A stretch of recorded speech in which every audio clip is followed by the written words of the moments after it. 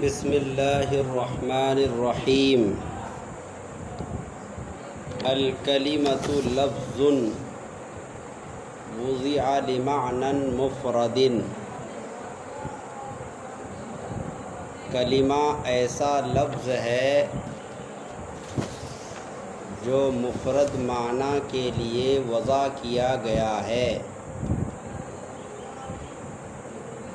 یہ کلمے کی تعریف ہے۔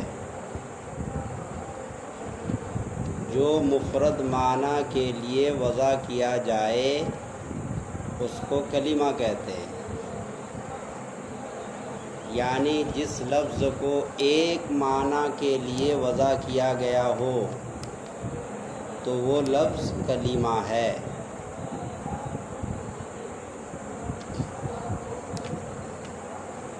الکلمۃ میں جو الف لام ہے اس سے بحث ہوگی۔ اس سے پہلے ایک اعتراض ہے۔ اعتراض یہ ہے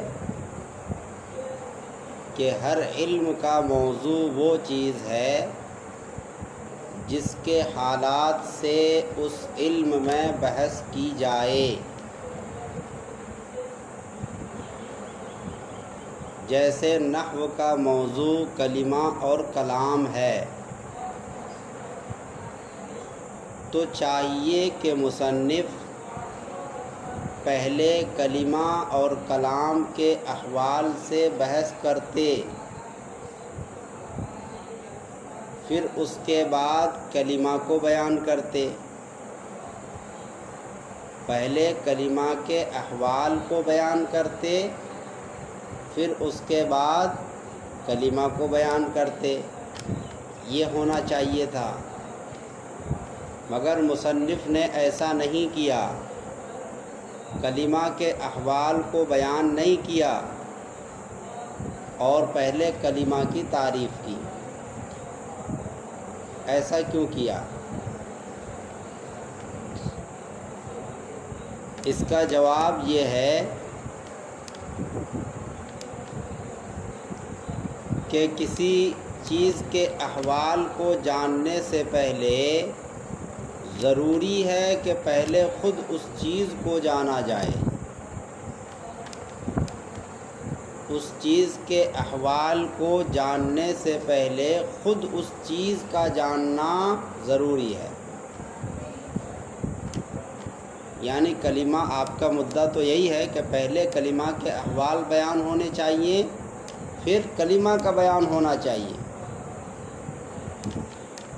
حالانکہ آپ نے ایسا نہیں کیا ہے، تو جواب یہ دیا کہ کسی چیز کے احوال کو جاننے سے پہلے خود اس شے کا جاننا ضروری ہے۔ اسی لیے مصنف نے پہلے کلمہ کو بیان کیا، پھر کلام کو بیان کیا، اس کے بعد اس کے احوال کو بیان کریں گے۔ بات سمجھ میں آ گئی؟ دوسرا اعتراض لفظ الف لام پر ہے۔ جب کسی لفظ کی بنا دو حرف سے ہو تو اس کو کسی مسمى به سے تعبیر کیا جاتا ہے۔ اگزامپل یعنی مثال، جیسے دن دو حرف سے بنا، دال اور نون سے، تو دن دن کا نام ہو گیا۔ یہاں بھی الف اور لام دو حرف ہیں، اس کو بھی کسی مسمى سے تعبیر کرنا چاہیے، یعنی کوئی نام اس کو دینا چاہیے۔ اور جس طرح وہاں دن بولا گیا ایسے ہی یہاں پر ال بولا جانا چاہیے، ال۔ مگر خلاف قیاس یہ الف لام ہی بولا جاتا ہے، ال نہیں بولا جاتا۔ خلاف قیاس یہ الف لام ہی بولا جاتا ہے، ال بولا نہیں جاتا۔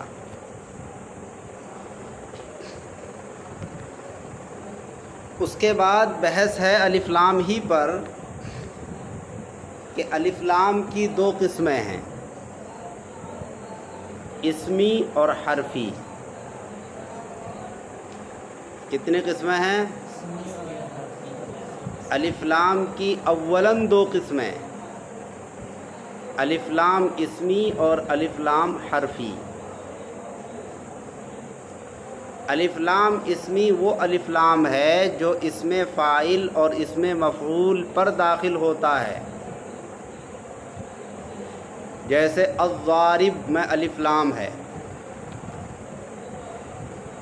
یہ الذی کے معنی میں ہوتا ہے۔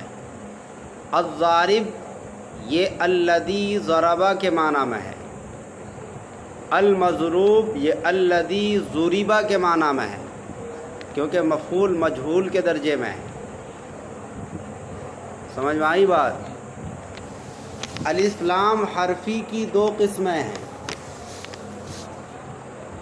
الف لام زائدہ اور الف لام غیر زائدہ۔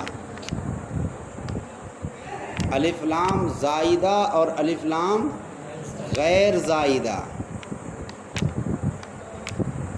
الف لام زائدہ وہ الف لام ہے جو علم پر داخل ہوتا ہے برائے تحسین،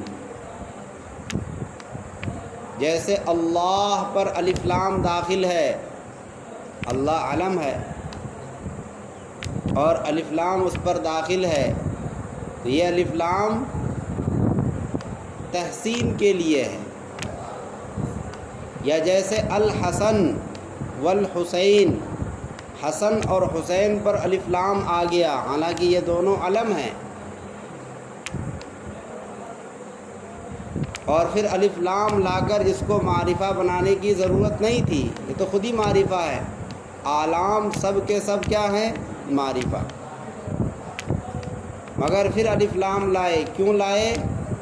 خوبصورتی پیدا کرنے کے لیے۔ یہ الف لام زائدہ ہے، یہ زائد ہے، اس کو اگر آپ ہٹا دیں گے تو معنی میں کوئی فرق نہیں پڑے گا، نام میں کوئی تبدیلی نہیں ہوگی، یہ زائد چیز ہے۔ الف لام غیر زائدہ کی چار قسمیں ہیں۔ نمبر 1 جنسی، نمبر 2 استغراقی، نمبر 3 عہد ذہنی، نمبر 4 عہد خارجی۔ الف لام جنسی کی تعریف ہے، وہ الف لام ہے جس کے داخل ہونے سے ماہیت مراد ہو، ماہیت اور ذات، یعنی افراد مراد نہ ہوں، شے کی ماہیت اور اس کی ذات مراد ہو۔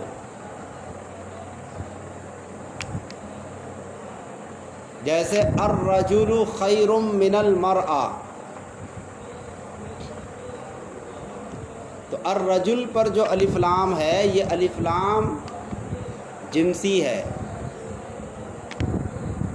یہاں رجل سے مراد افراد نہیں ہے، بلکہ رجل سے مراد یہاں پر ماہیت ہے۔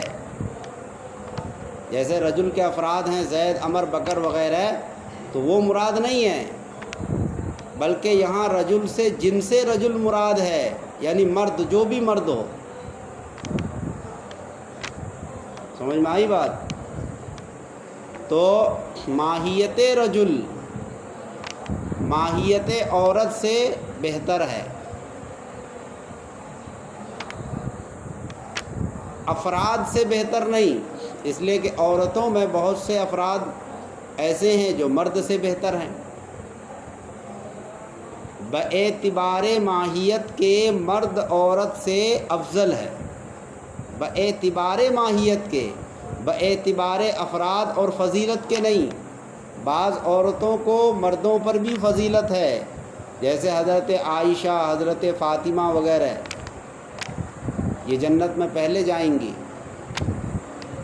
سمجھ میں آئی بات؟ تو ان کو فضیلت ہے، مردوں سے پہلے یہ جائیں گی، سب سے پہلے جنت میں داخل ہوں گی۔ تو پتہ یہ چلا کہ ماہیت رجل ماہیت امرأہ سے کیا ہے؟ بہتر۔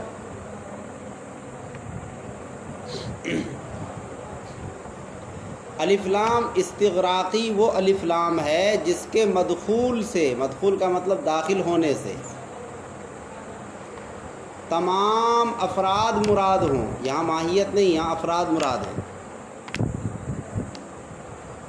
جیسے ان الانسان لفی خسر، تمام انسان خسارے میں ہیں، یہ ترجمہ ہے۔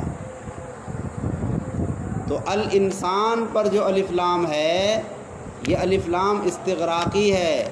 اس الف لام کے داخل ہونے سے صرف انسان کی ماہیت مراد نہیں بلکہ انسان کے جتنے افراد ہیں سب مراد ہیں، کہ سارے کے سارے انسان خسارے میں ہیں۔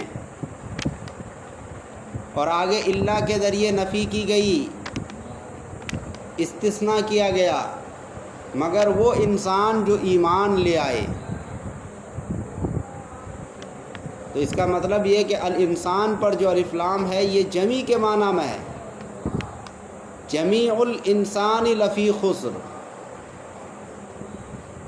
ان جمیع الانسان لفی خسر، تمام انسان خسارے میں۔ جب تمام خسارے میں ہوں گے تبھی آگے اللہ کے ذریعے استثناء کیا جائے گا، تمام میں سے کچھ کو نکالا جائے گا۔ اس کو کہتے ہیں الف لام استغراقی۔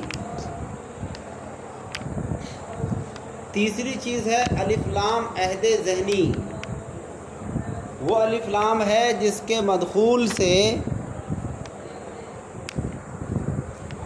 بعض غیر متعین افراد مراد ہوں۔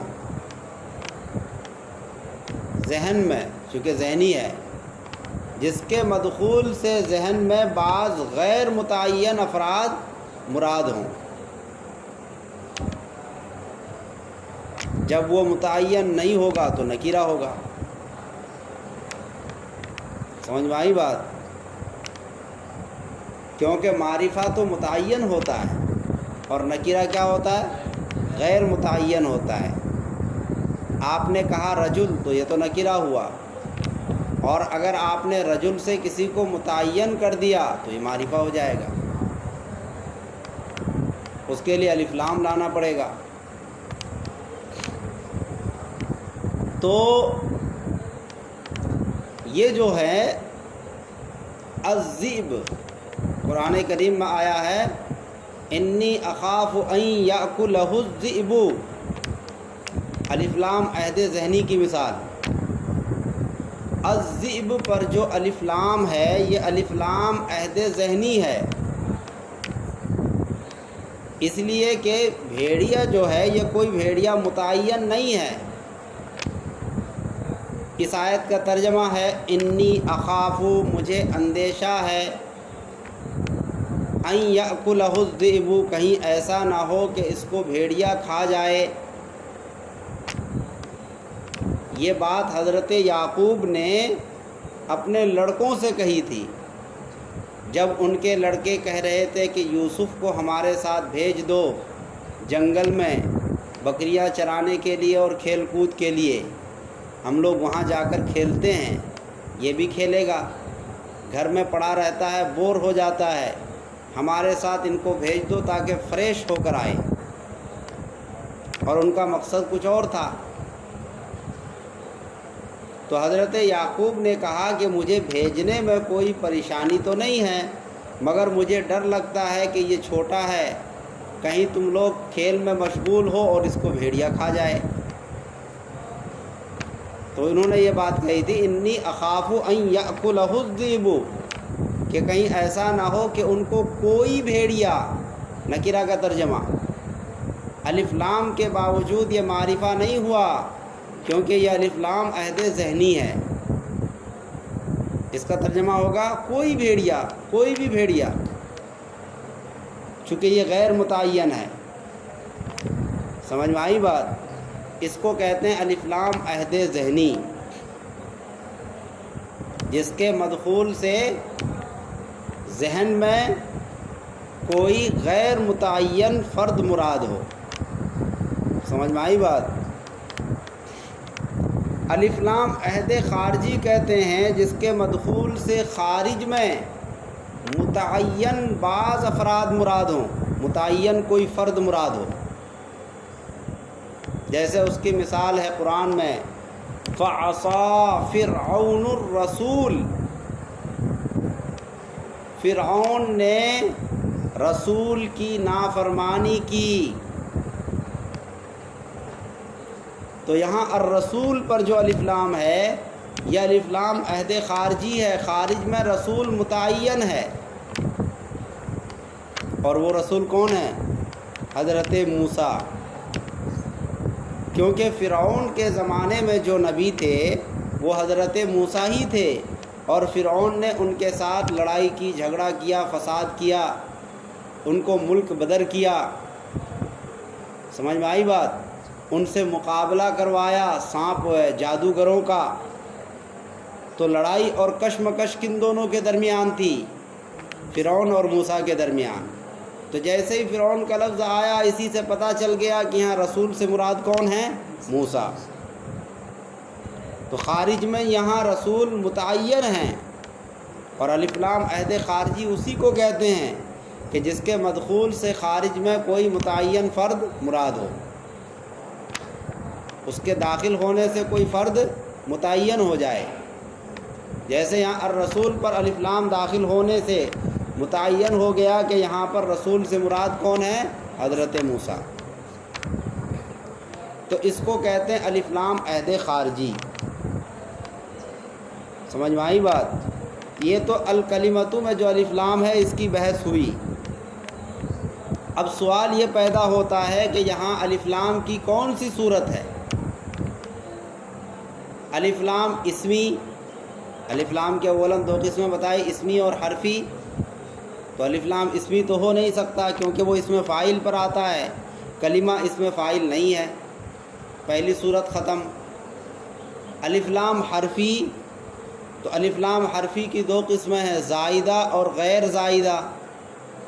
زائدہ علم پر داخل ہوتا ہے تو کلمہ یہاں علم نہیں ہے، لہذا زائدہ والی قسم بھی کیا ہو گئی؟ ختم۔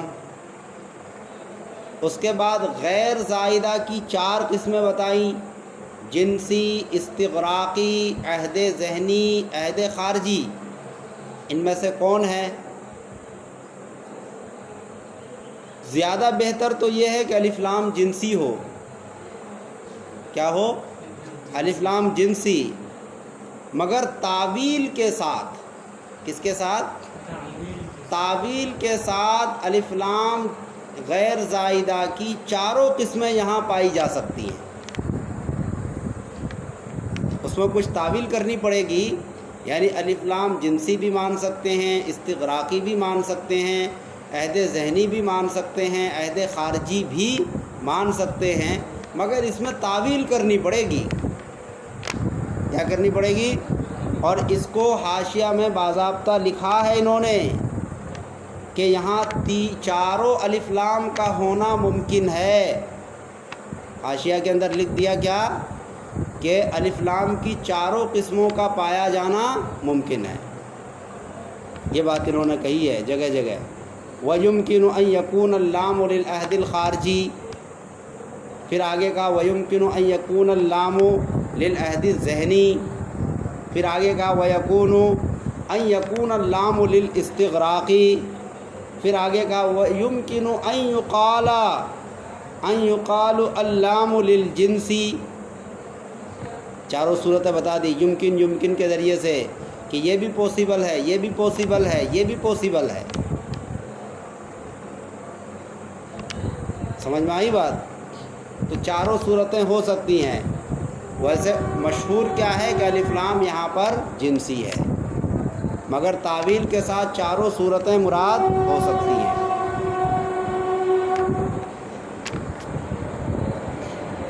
دوسری بات، کسی بھی چیز کی تعریف چار طریقے سے ہوتی ہے۔ کسی بھی چیز کی تعریف چار، یہاں الکلمہ کی تعریف کی جا رہی لفظ الوضیہ کے ذریعے، اس لیے یہاں بتایا جا رہا ہے کہ کسی بھی چیز کی تعریف چار طرح سے ہو سکتی ہے۔ نمبر ایک، تعریف الماہیت بالماہیت، ماہیت کی تعریف کی جائے ماہیت کے ذریعے، جیسے انسان کی تعریف کی جائے حیوان ناطق کے ذریعے، انسان بھی ماہیت، حیوان ناطق بھی ماہیت۔ نمبر دو، تعریف الافراد بالافراد، جیسے زید کی تعریف کی جائے عمر کے ذریعے سے، زید کل عمر، یعنی باعتبار انسان کے زید عمر کی طرح ہے۔ سمجھ میں آئی بات؟ تیسری صورت ہے تعریف الماہیت بالافراد، ماہیت کی تعریف کی جائے افراد کے ذریعے، جیسے انسان کی تعریف کی جائے زید عمرو بکر کے ذریعے۔ چوتھی صورت ہے تعریف الافراد بالماہیت، یعنی افراد کی تعریف کی جائے ماہیت کے ذریعے، جیسے زید عمرو بکر کی تعریف کی جائے حیوان ناطق کے ذریعے۔ تو یہ تعریف کی چار شکلیں ہیں، تعریف الماہیت بالماہیت، تعریف الافراد بالافراد، تعریف الماہیت بالافراد، تعریف الافراد بالماہیت۔ ان چار میں سے پہلی صورت صحیح ہے، تعریف الماہیت بالماہیت، باقی تین صورتیں باطل ہیں۔ سمجھ میں آئی بات؟ بس۔